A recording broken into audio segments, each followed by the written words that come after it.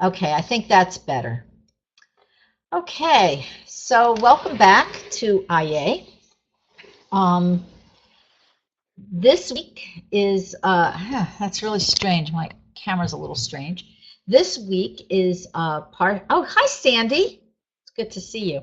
This week is Parshas Bashalach. It's a very special week because coming up is Shabbos Shira, which you can Google and read all about. I'm not going to do class time on it. And it's also, there's a segula on tomorrow, which is tonight actually, and tomorrow to say the Parshas Haman, which is the Parsha, which is the section on the manna. So this is a lot going on this week, and I suggest you just Google the Parsha, Google the Shabbos, find out all about it. It feels like spring's in the air when it's Shabbos Shira. Okay, so where we are in the Torah is the Egyptians, okay, were driving out the Jews, okay? Paroi drove out the Jews. And the Jews, okay, were brought around by Hashem, not directly, okay, but roundabout to avoid the Pelishtim, or the Philistines, okay? This was on the way to Eretz HaKodesh, the Holy Land. And what's so interesting about this is Rebbe Nachman says that when we want to approach Kedusha, when we want to approach holiness, what we need to do is we have to understand we're not going to go there directly. There's going to be a roundabout way. Because we can't approach Kedusha straight on, okay? So what happens is when everybody feels that spiritual high and they want more and more and more holiness, what happens is we run after it and it eludes us, okay? It eludes us because we have to understand that there isn't a direct way there's no way to get there from here. We have to go around, we have to face obstacles, we have to face struggles, we have to have yeridas, the descents and the downfalls and the confusion and the doubt. This is part of the process, okay, of being able to go up. Why is this? Okay, so Rebbe Nachman and Rebbe Nachman explain that what happens is that it's not a simple test when we're down. It's like, okay, you get an A, you pass, you go to the next level. The whole idea behind our yeridas is to grow. It's to grow, which is why in life we have all these struggles. What's so interesting is that even the struggles that we have in our thoughts, the confusions and doubts that we have in our mind, okay? We liken these, by the way, to paroi, okay? Because paroi, Pharaoh, okay, is likened to an evil imagination, okay? He confuses us. He's corrupt. And all these various forces are present in a microcosm in each of us. We're still going to focus only on the good in us, but we have to be aware. Now, I got a couple of questions. One of the questions I got on the phone from somebody who was in last week's class was, she's saying the extra Tehillim, which we discussed about for Shovavim, okay? And she's having a hard time relating to the Tehillim. She feels that most of them don't really have a relationship to what she's going through. Now, many people do feel that it describes exactly what we're going through. However, AYEH gives us a clue into this, and so I wanted to wait to share it till tonight very briefly, is that our biggest enemies, okay, our biggest enemies tend to be on the inside for the most part, okay? And when King David is speaking about the very real physical enemies that really chased after him his whole life, We can also read that on another level, okay, and understand these enemies to be our own internal struggles, okay?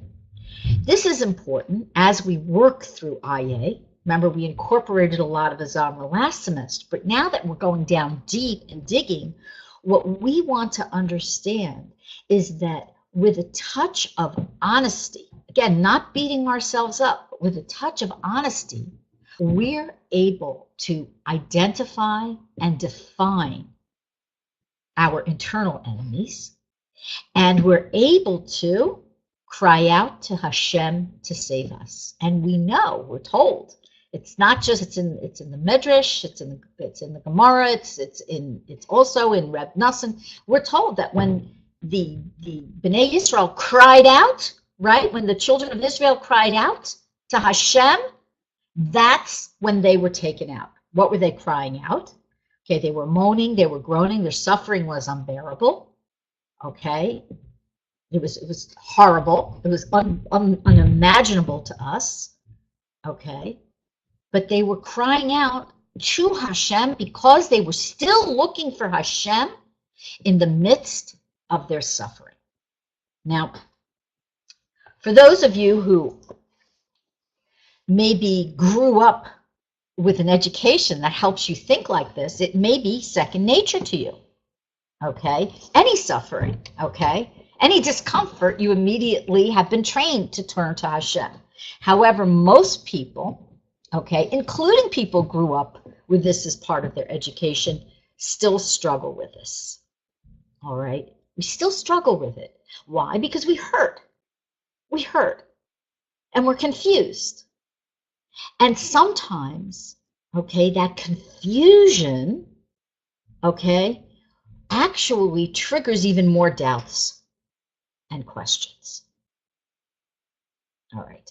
Now, last week, we got up to the part about the 10 utterances. Okay, I'm assuming that everybody remembers. And that Bereshis bara, okay, Elohim, right? Remember that first beginning section, okay, the Torah, Bereshis, right? That is the hidden utterance. That's the one of the 10 that's hidden, from which everything takes its sustaining life force. We can't describe it as being separate from Hashem's kavod, but at the same time, it's not exactly represented as the same. The Rebbe cautions us. He says specifically in Likutei Moharan, he says, don't think too clearly into this. Don't focus too much into this, okay? Because what it's going to do, it's going to start the wheels rolling and increase your confusion. And we know that the best antidote to confusion and doubt is to, one, cry out to Hashem, and two, to turn on that simple amunah, that simple faith, okay?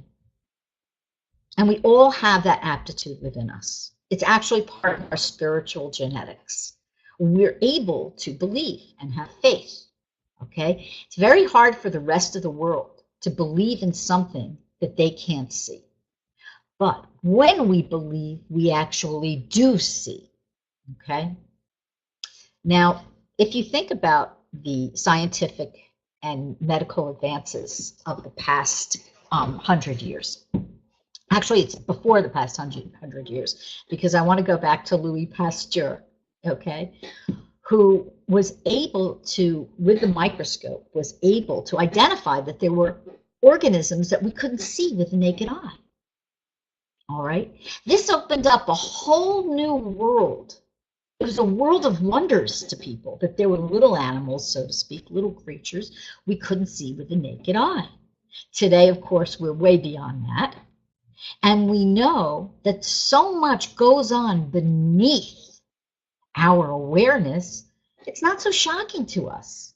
We don't even think about it, okay? So, for example, you're all plugged into, your people who are signed in or logged into the internet versus the phone, okay, tonight. Okay, there's a code, there's a written code that you can't see. that's making this connection for you. And somehow this code, okay, is enabling you to see me wherever you may be. We've had students from Malaysia, okay, we've had students from Australia, from Israel, from Canada, and so on and so forth. From Wyoming, okay, I happen to know someone here from Wyoming, Marianne, hello, it's good to see you. So what's going on, okay, is that the whole world seems to be showing us, okay, the whole world seems to be showing us, if we want to pay attention, that Hashem is just here. We just have to believe. Whether we see or not, we just have to believe. Now, of course, what happens is that in the beginning of AYEH, as we talked about, okay, is that our own minds trick us. Our own thoughts trick us. This led to, we mentioned before, the Haskalah, the so-called enlightenment, okay, the movement that rejected Hashem and his Torah, okay. This whole movement actually is like part of other, other religions. They use their own logic, okay, to distort Hashem's word, okay. And we just have to have faith that the original, okay, is the here, the now, the only, direct from Hashem. Now, for those of us who aren't Torah scholars, okay, and who maybe struggle with language, what we need good teachers. Now, we have the tzaddik, we have Rebbe Nachman, and we have Rebbe Nachman to help explain things in Likutei Halachos, which, by the way, a beautiful translation is in the works right now. I don't think there exists a translation yet, but there will be, okay? And it's okay to go and dip into all these translations. You should. And everybody knows that BRI in Breslov campus is primarily, or at least originally, a publishing house, which does a lot of these translations. However, everybody also needs a Rav, okay, and a teacher, and a mentor, all right? And it's very, very important that if you feel that you're at odds or at ends, that you reach out to people and get yourself a rabbi. And that was another question that came up during the week in an email. Somebody felt they needed more guidance. Okay, and if you don't live in a community and you feel isolated, okay, you have to go and make that effort, and you have to ask for help, okay? So it's never a problem to ask for help, okay, because somebody you know knows a rabbi for you out there, okay? All right, now, we also spoke about last week how the forces, okay, that sustain the world, okay, the beauty of Hashem's covenant that sustains the world, isn't expressed in what? The very dark and low places, the places of our confusion and doubt, okay? We still have to understand and believe that Hashem, okay, is sustaining it with a life force, because everything comes from Hashem, okay? We want to be careful to not fall into dualism, because dualism, okay, thinking there's another force besides Hashem, is a form of avodah zarah. It's a form of idol worship. It's very easy to fall into it, okay?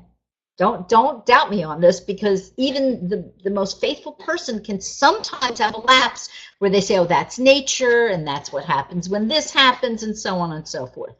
And they can believe it and forget about the source of all sources, okay? Years ago, I saw a beautiful cartoon.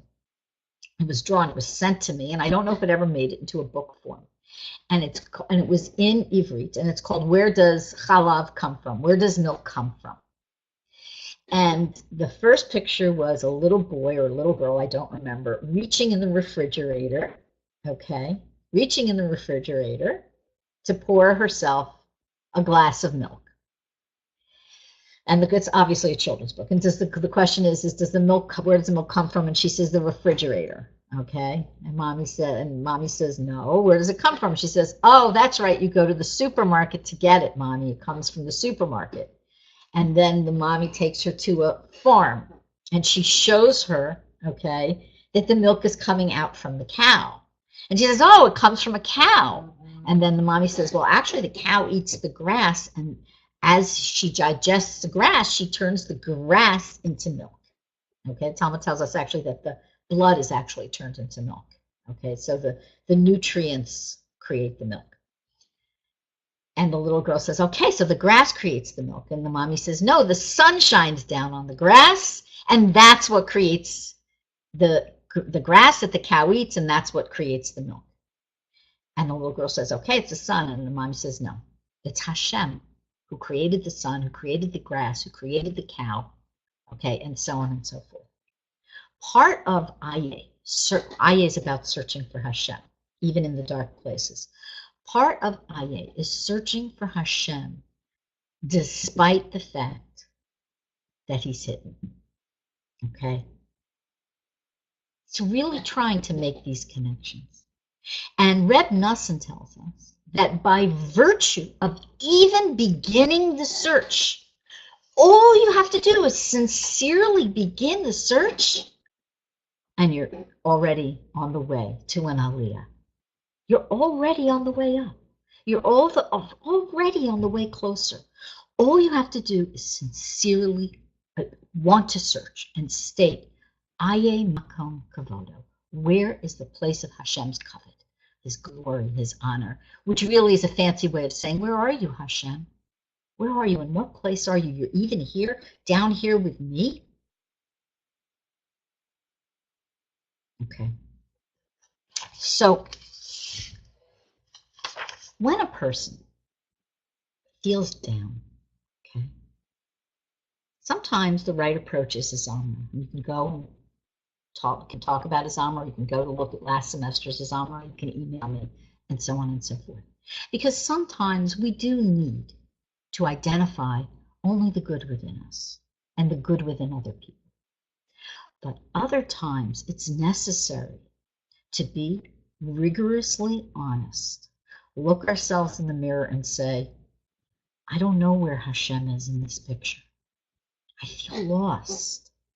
I feel a little lost. If I slow down to think for a minute, I feel lost. And so I'm running and running and running and avoiding the issue. And sometimes what I'm running to isn't so good. Sometimes what I'm running to is maybe I'm saying an unkind word, or I'm not doing the best I can do in various areas, moral areas, and so on and so forth, where I'm not really learning about the mitzvahs and doing them to the best of my ability. I'm not even trying. Okay, I'm happy with what I have. Okay, where I am is fine. That's it. I don't need any more than this. That in and of itself is a kind of Yerida. It's a kind of fall. It's a kind of descent. Because the descent where we don't look and we don't seek, okay, even in the midst of our doubts, it's okay, you're human, you can have doubts. But when you say, I give up, that's enough for me, whatever it is, that's what I believe, it's fine, that's what I'm doing, it's fine, okay? Okay. You've lost the opportunity to take yourself out of your situation. Now, there could be confusion here, and I mentioned it the first class, and somebody actually asked me, I got a lot of emails this week and a couple of phone calls. Somebody actually asked me, she said she was confused because and I know I did go into it in some depth, so I'm going to try to recap. What is the difference between a spiritual fall and other kinds of suffering that you're going through? Okay? There is no difference. Okay? These are all bound in one within the other. So if you're going through a hard time, okay, you're going through a hard time, and you haven't yet asked AYEH, where are you, Hashem?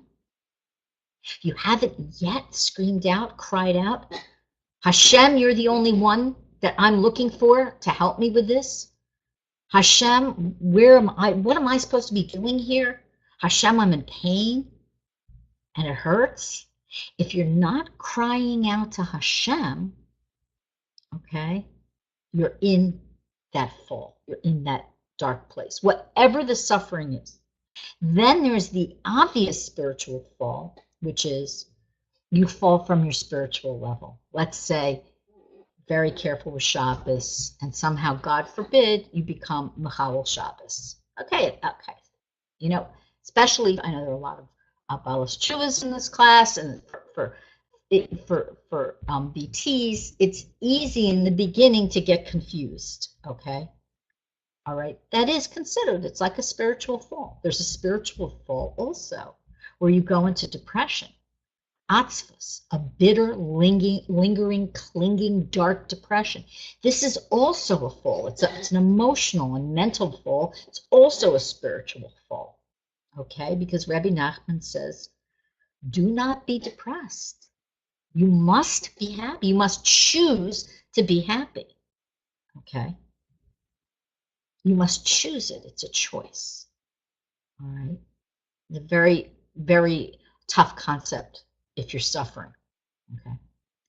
So you don't say to somebody who's suffering in deep depression, you have to just snap out of it and be happy, because that's pretty heartless. What you have to do is console them, commiserate with them, and help try to lift them up, okay? And that usually is with a Zamra, okay? But all these different ways that we can fall. Sometimes we think that we have absolutely no part in it. We're walking down the street and we stub our toe and we break a toe, God forbid. Okay, that's the level of innocuousness that popped into my head at the moment. Okay, God forbid. Okay, and we understand. Okay, it happened. Okay, it's very easy to say, okay, I wasn't looking where I was going. It doesn't mean anything. It's also easy to say, to overread things into it, to engage in magical thinking. Really, what we could say is my toe. I could go run to Anatomy of the Soul and see what it means to be walking properly on my feet. I could just cry out to Hashem to heal me. I could, say, maybe I wasn't paying attention to where I was going. Maybe that resonates with you, not just on the physical level, but on the spiritual level too, okay? So on and so forth. In other words, with a Zamra and AYEH, okay, what do? We therapize ourselves, okay? We therapize ourselves. We're able to, over time, with practice, with learning the lesson over and over again, okay, think, what's my next move? What can I do to improve? How can I reach out to Hashem in this situation and call out to him for help? Okay, I said a mouthful. Before I go to the next concept, questions or comments? Anybody? I don't even know who's on. I see a lot of people in class. Let me see. Okay, no comments. I see nobody typing, so we must be doing okay. All right. Simcha Yael, are you here tonight? Yes, I see her. Okay. All right. Now, one of the things that Rebbe Nachman tells us, but Rebbe Nachman really elucidates for us, is that the descent, the Yerida, is actually for the sake of the Aliyah. And I'm not just talking about those obstacles that we have to come and so on and so forth. The actual whole entire point of having these falls is so we can go up. And if you remember last week, I gave the example of taking a few steps back to do a running jump forward. Okay. So this concept, when you're feeling okay, hopefully everybody's feeling great tonight. Okay, you're not feeling in a slump. I hope so. Okay, so when you're feeling okay, it's really hard to kind of remember what it feels like, to remember what that felt like last time you were down. Okay, now is the time to get all your resources together, to use your intellect, to learn this lesson. You all have a copy of it. It's free on the website with commentary, okay? Okay, to use this lesson to shore up your resources for lean times. We don't just learn a Zamra and AYEH when we need them. because we're going to need them, okay, at some point in the future, for sure. We don't go through life thinking everything's always going to be okay. We know that there are going to be ups and downs in life. A Jew knows this, okay? We don't have the fairy tale of the happy ending except for when the Geula is here, okay? When Mashiach is revealed, okay? We don't live like that. We understand that if we're going to spend our lives trying to avoid discomfort, okay, we're going to be sorely let down. Now is the time to help these thoughts gain a stronghold in your head and your heart. So when, God forbid, something happens, okay, and hopefully it'll be minor, but it will happen, you can then refer back, oh, I was strengthened by AYEH, or I was strengthened by Azana, okay? I have to remember that now is the time, in the midst of my heartache, in the midst of my flu, in the midst of my mistake and error, in the midst of my sin and my negative choices. Now is the time to call out to Hashem. Okay. All right, so we did this last week. Okay, so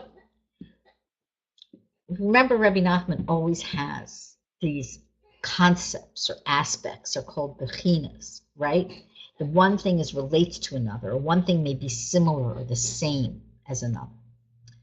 So the Rebbe says that this concept, okay, the concept of AYEH, okay, is the same as, okay, the downfall and the looking for Hashem is the same concept as an olah, okay.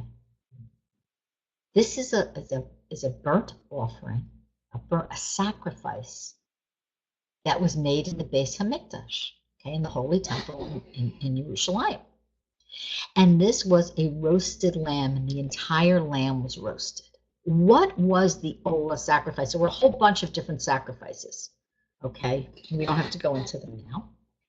But what was the Olah sacrifice for? Okay, it was for heretical thoughts. It was for thoughts and that could lead to sin and so on and so forth. Okay. It was the kind of thing that the Rebbe spoke about in the opening chapters of AYEH when we learned it from the text, the first class. Okay. Because when a person has these thoughts, they are like an animal. Okay. And by sacrificing the animal within us, okay, we return to our true human capacity. Because there's a little part of us that's like an animal, okay? That part that wants to satisfy our desires, okay? Okay, so Basha says, I thought the smell of the burnt offering of the lamb was very pleasing to Hashem. It's absolutely pleasing to Hashem. Why? Because it's a correction. Okay? All the sacrifices and all the offerings, all the korbanos, they were corrections.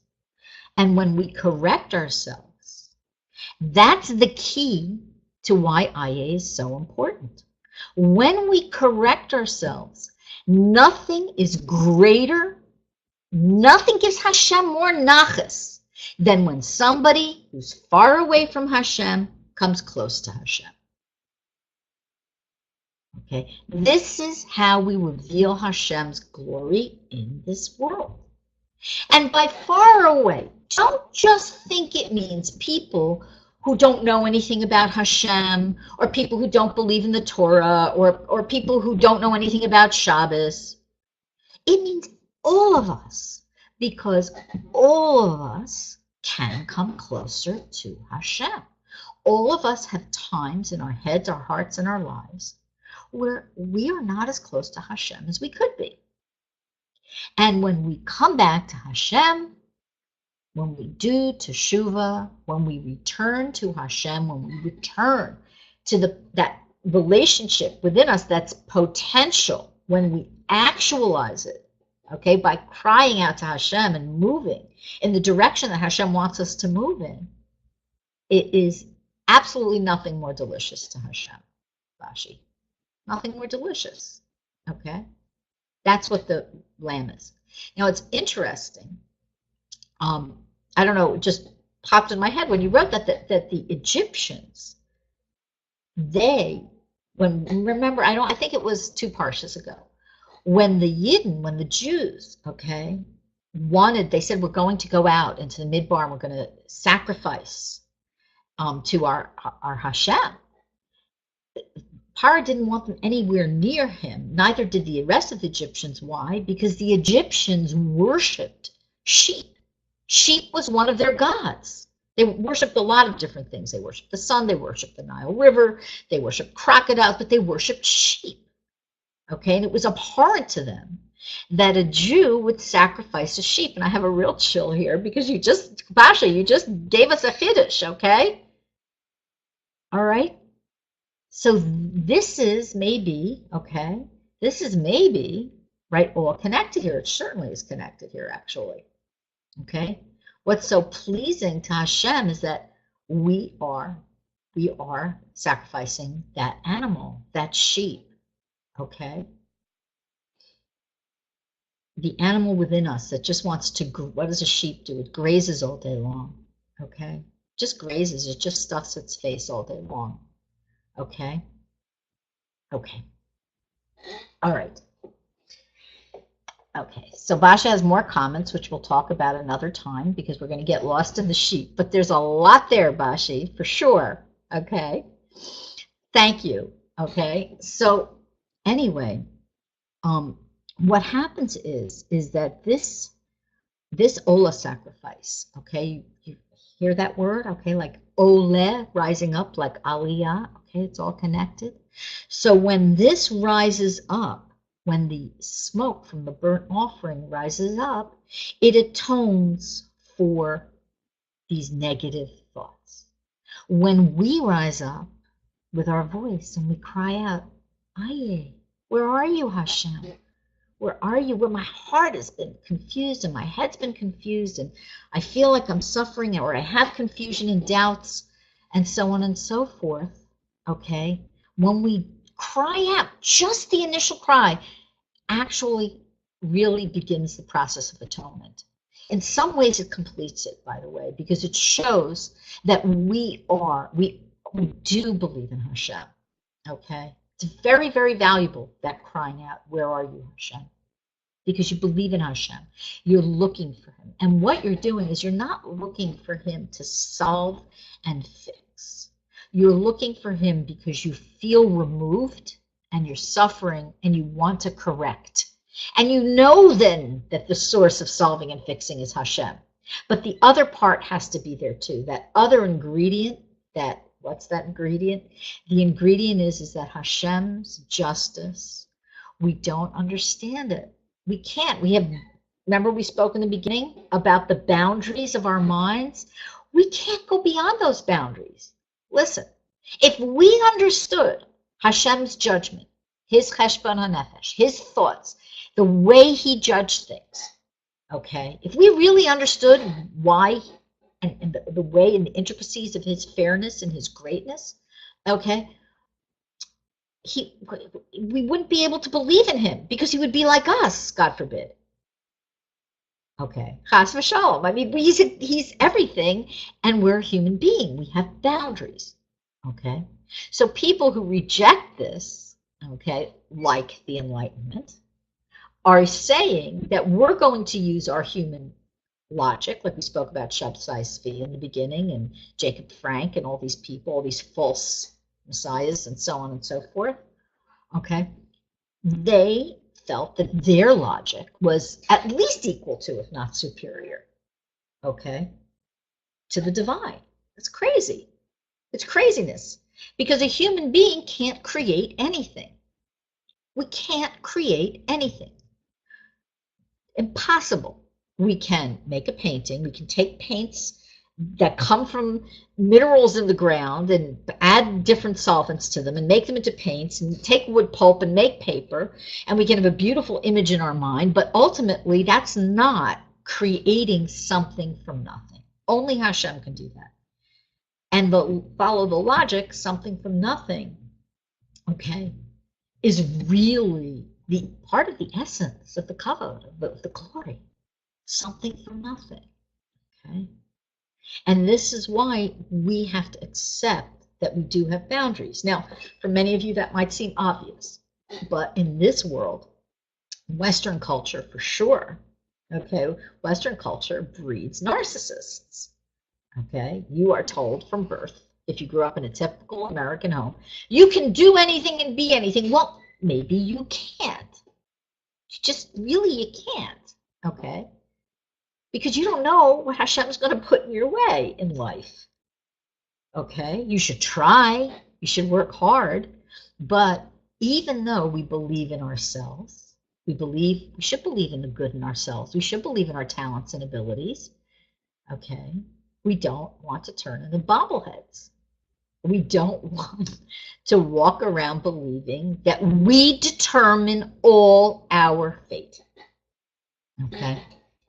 All right, I see that Rachel Goldenberg is here. Hello. I see you typing, but for some reason your message isn't popping up. But I see it says that you're typing. Oh, there it is. Okay, I love what you say. It resonates with me. Something came up and I have to leave. And I hope to continue. Okay, Rachel, it's good to see you. We'll talk. It's nice to see you in class. Looking forward. Okay. All right, so be well, Rachel, and have a good week. Okay. So, the thing that we have to understand here, okay, is that if you feel that you're alone, if you feel alone, okay, it's going to be very difficult to get through life. If you feel you can ask AYEH even when you're down, okay, it will not be such a hurt.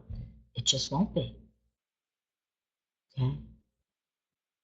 Now, I mentioned narcissism. Everybody knows I'm like obsessed with NPD for some reason. I just from social commentary perspective of what's going on all over the world. But there's a reason here, because part of what we're doing here, okay, the Rebbe gives us a lot of self-work. He gives us a lot of self-work. And that doesn't mean you're a narcissist if you're working on yourself and focused on yourself. You have to, because we have one life, and we're an olam, we're a world, and we are responsible. We run our own world, so to speak. We're responsible for making sure our world's in shipshape, okay, so to speak. So what's going on is that it doesn't mean that part of what we're supposed to be doing is sharing Hashem's glory with everyone else. Okay. Again, we discussed that the greatest expression of Hashem's cup, what gives Hashem the most nachas, most pleasure, the most delight, and what gives Hashem, right, the most joy, okay, and reveals the most glory, is when people far away from him come close to him. We know Yisro, for example, gave Hashem tremendous joy and expressed his glory very much. Yisro in the Torah, who converted, he was a priest he tried every avodah zarah known to man, from statues to astrology to everything. He did everything, okay? But when he converted, okay, it really said something in the world, something very profound, okay? Today, okay, each of us has a responsibility, okay, to talk about Hashem with the people in our lives that we come in contact with when it's appropriate. It may not always be appropriate, but to express our own belief, okay? Doesn't mean we go around preaching at people, because we'll turn them off. But it does mean, okay, that if you have an exchange with somebody and they say, how are you? And you say, I'm feeling well, thank God, okay, that's a way to express that you're thinking about Hashem, and the other person pays attention, it sinks in. Trust me, it sinks in. Even people who you wouldn't think it sinks in, they do. Because I find this all the time, and then they call you, and then they want to learn more, and so on and so forth. Okay? Part of healing ourselves is healing the people that come into our lives. And again, our part in it may be minuscule. It may be minuscule. It may just be being a good role model. Okay? And that's fine. But it's part of this whole AYEH. Again, it is part of it. Okay?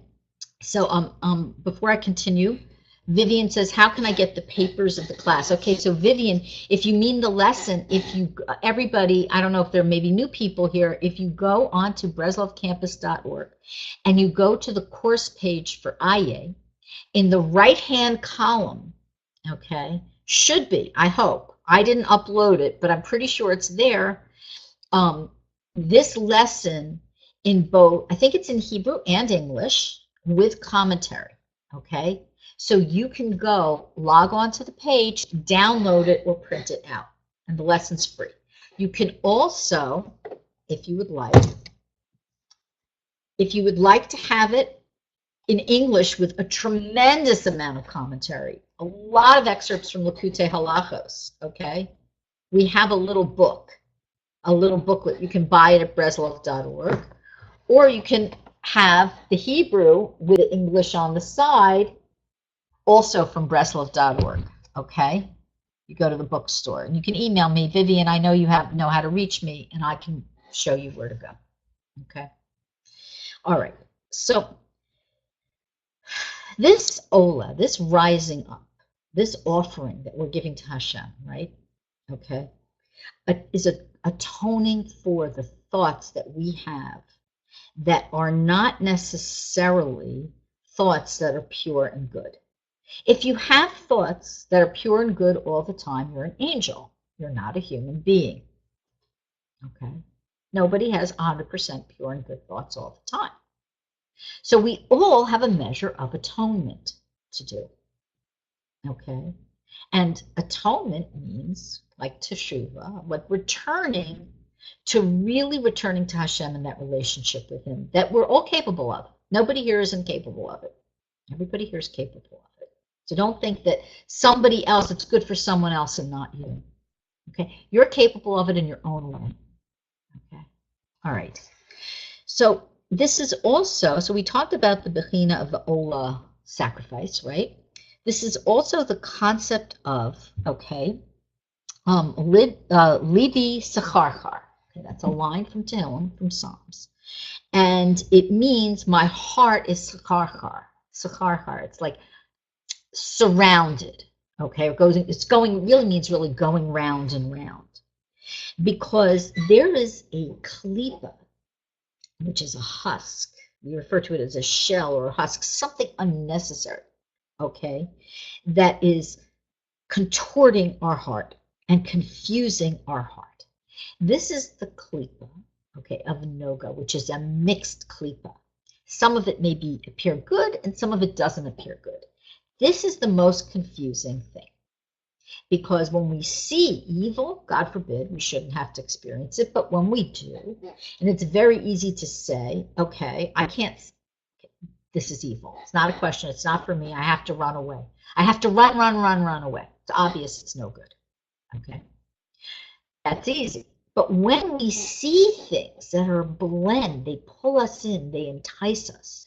For some people, that might be philosophy. The Rebbe mentions that often, philosophy, okay? Philosophical deductions and reasoning and thoughts and ideas. Philosophy can be a big taiva, a big desire, a lust for people, oddly enough. For other people, it's obvious, okay? Maybe it's unkosher food, okay? Maybe it's something immorality, okay? But usually, okay, the most confusing and misleading is the different kinds of thoughts that we have. The thoughts that make partial sense, not full sense, they convince us that our doubts are real. Okay, they convince us that Amuna, it's a nice thing, but there's real life and then there's Amuna. Interesting. How many people, don't raise your hands, have ever felt there's Hashem, Torah, so on and so forth, and then there's real life? Let me tell you, even in the Torah world, it can be a lure to some people. Okay? The Rebbe speaks about this in numerous lessons, as does Rebbe Nachman, about Parnasa, earning a living. We think we earn it with our own hands because we're creating the vessel for it. So we think we've earned it. But the truth is that yes, we were obligated to create the vessel for it with our actions, to do the hishtadlus, but it was up to Hashem whether he poured the blessings into that cup or not. Okay. People do that. They divide up. They say there's Torah, and there's Hashem, and then there's my job. No. Every single thing, okay, this is what AYEH is telling us. Everything, single thing, the obvious comes from the 9 utterances, Hashem's kavod, right and wrong, so on and so forth. And then that can, even the thing in the dark places, the confusion, okay, that comes from gracious, that hidden utterance that gets all this, that gives all the koach, all the strength and power. Remember, we talked about that, to everything else. If we choose, we can train ourselves to think, to create thought habits that can help us remain positive, or at least face things with equanimity when times are hard. By understanding that everything comes from Hashem and ultimately everything is fair. And there's justice, and there's most of all kindness, even if it hurts. Sometimes a kindness, okay, looks like something that isn't kind. When a toddler runs across the street and his mother yanks him back and restrains him, and he starts screaming, "What are you doing?" Or she straps him in a stroller and he starts kicking, "Get me out, I don't want to be in the stroller." Okay? You understand? When it hurts, it's a message from Hashem. When it doesn't hurt, it's also a message from Hashem. And our job isn't necessarily to interpret. Our job is to have faith that our real job, is to build this relationship with Hashem by crying out for him. AYEH Makam Kavoda. Where are you, Hashem? Where's your glory in this situation? How can I find my way out? I'm calling out to you. Reveal yourself to me in this situation. Because, why? Even our thoughts come from Hashem. Even our thoughts come from Hashem. Ultimately, everything comes from Hashem. Again, with different layers. If you're doing Hisbodedus regularly, okay, and you're speaking to Hashem, you will notice that at the end of your Hisbodedus session, not all the time, but much of the time, your thoughts will change. And all of a sudden, solutions to problems will occur to you. Now, part of that is talking through things and hearing yourself saying them. Absolutely. Of course, that's part of it. It's a unified cure, okay? A unified remedy. But part of it is that we've reached out to Hashem, we've sought Hashem, we're talking to Hashem. And if we're quiet and we respect that space, Hashem's going to give us a thought that's going to contain an answer. This is not magical thinking. This is not crazy talk. Okay, either Hashem is the source of everything or he's not. You can't be a little bit God. You're either you are, right? Or the alternative, which doesn't even bear thinking about because it's impossible. Okay. Okay, so I want to finish with this concept. Okay. All right. So I really want to stress that when a person falls into these dark places and just cries out, Aye, okay, in itself, this is his tikkun. Okay, in itself, this is the tikkun. I mean, there's more work to do for sure. You can't say, Hashem, Hashem, I feel really bad. I'm violating your Torah right and left.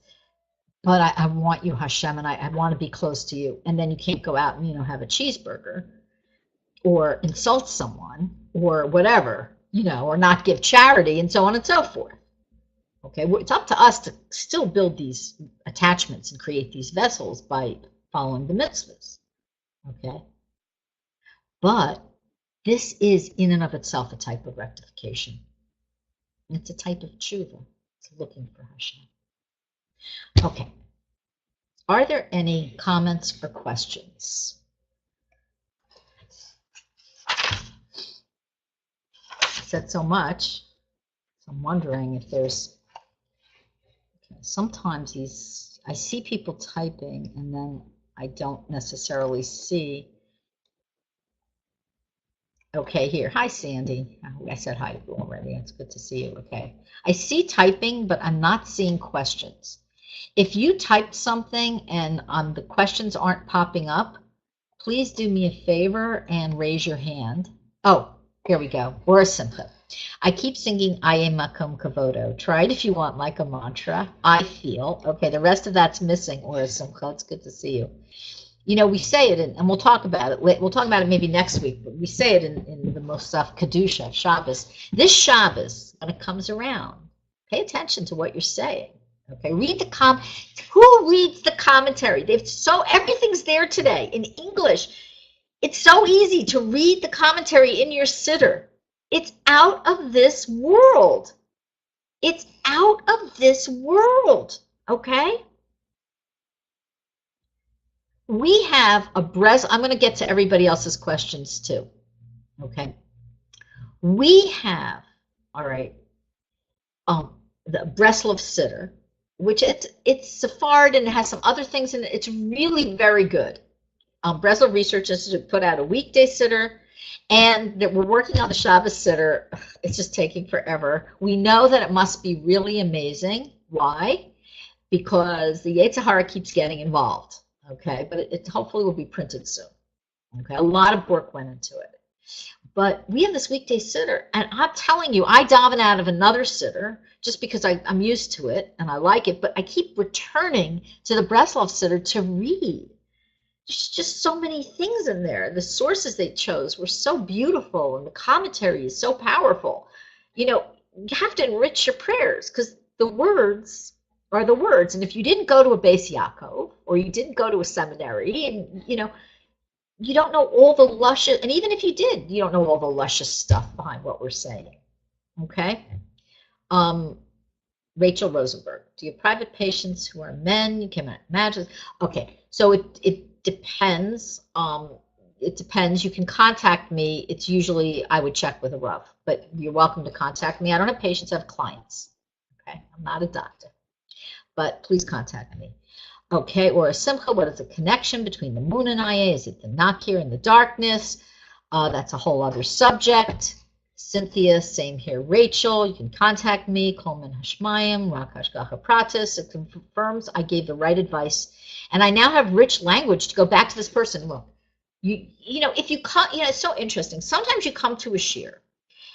You come to a shir, it's not for you, but you may hear one thing that is for you. Okay.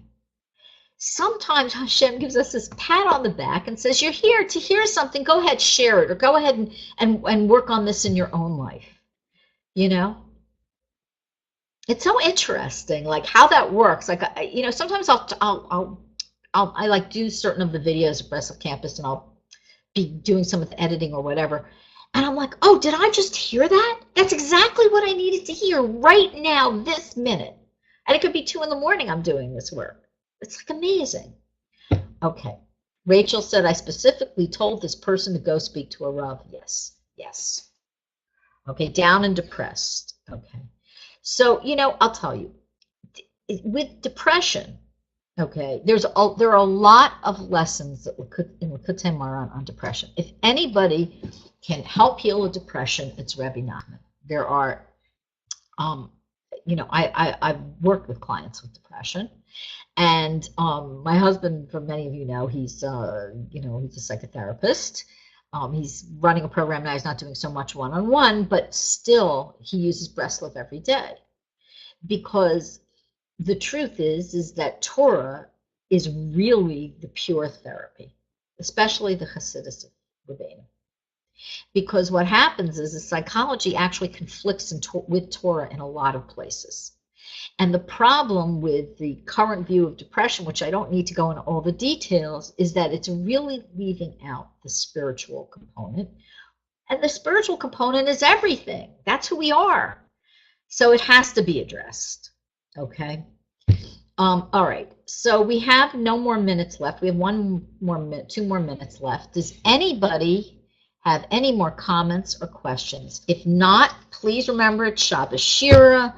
Please remember to, if you want, it's Parshas Haman tomorrow. It's a beautiful segula from Rebbe Nachman of Breslov, I think.